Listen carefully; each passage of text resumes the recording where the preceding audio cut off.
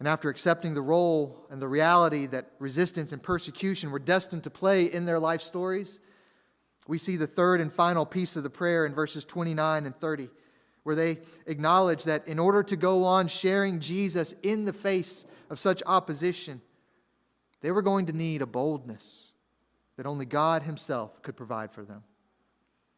The conclusion of the prayer reads like this: "And now, Lord, look upon their threats and grant to your servants to continue to speak your word with all boldness, while you stretch out your hand to heal, and signs and wonders are performed through the name of your holy servant, Jesus." Now, this is where things become extremely interesting and very revealing for us. I can only speak for myself, but most of the times in my life, when I'm encountering something difficult, something painful, something that's prohibiting me from doing what I want to accomplish, my first instinct, the first words of my prayers usually start with, "Lord, take this difficulty, take this hardship away from me." Right?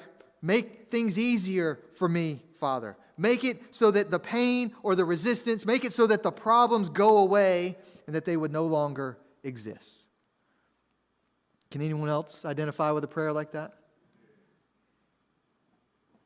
But what blows my mind about this prayer from Acts chapter 4 is that these Christians don't pray for God to take away the persecution. They don't pray for Him to eliminate the resistance and the threat of danger from those religious leaders. Instead, they pray for something else entirely, don't they?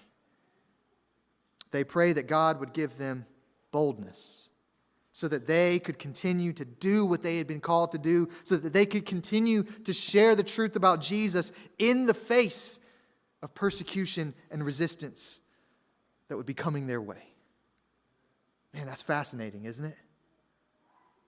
You see, these early Christians, these apostles, they identified themselves so closely with Jesus. They couldn't really fathom the idea that if Jesus endured so much pain and suffering and persecution, that they would go through their lives as His followers without having to experience a very similar reality. So they didn't sit there and pray to God that He would change their environment or that He would change other people so that things might get smoother and easier for them. No.